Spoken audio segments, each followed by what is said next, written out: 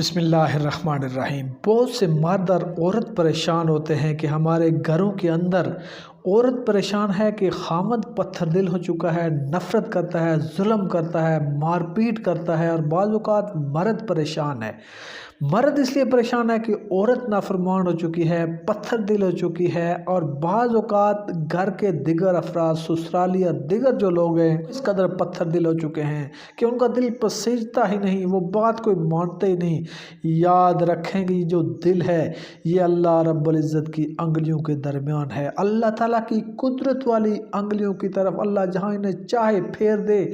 آپ نے فرمایا، آپ صلی اللہ علیہ وآلہ وسلم نے فرمایا کہ جسم میں ایک لوتھڑا ہے، اگر وہ خراب ہو جائے تو سارا جسم خراب ہو جاتا ہے، اگر وہ ٹھیک ہو تو پورا جسم ٹھیک ہو جاتا ہے۔ تو صحابہ اکرام نے عرض کیا، یا رسول اللہ وہ کون سا لوتھڑا ہے، وہ کون سا جسم کے اندر ٹکڑا ہے؟ تو آپ صلی اللہ علیہ وآلہ وسلم نے فرمایا، خبردار یاد رکھو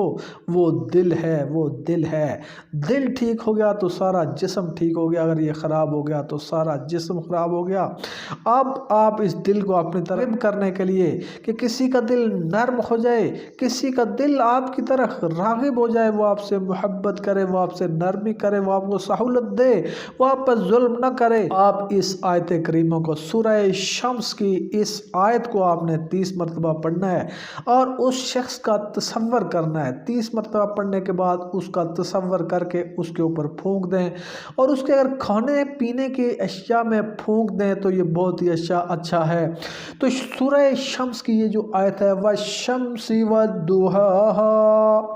اس آیت کو آپ پڑھ کر کھلا پلا دیں، تصور کریں، انشاءاللہ اس کا دل نرم ہوگا، وہ آپ کی طرف راغب ہوگا،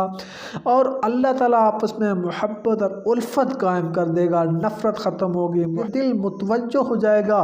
اور اللہ تعالیٰ کی اطاعت بھی عطا فرمائے گا۔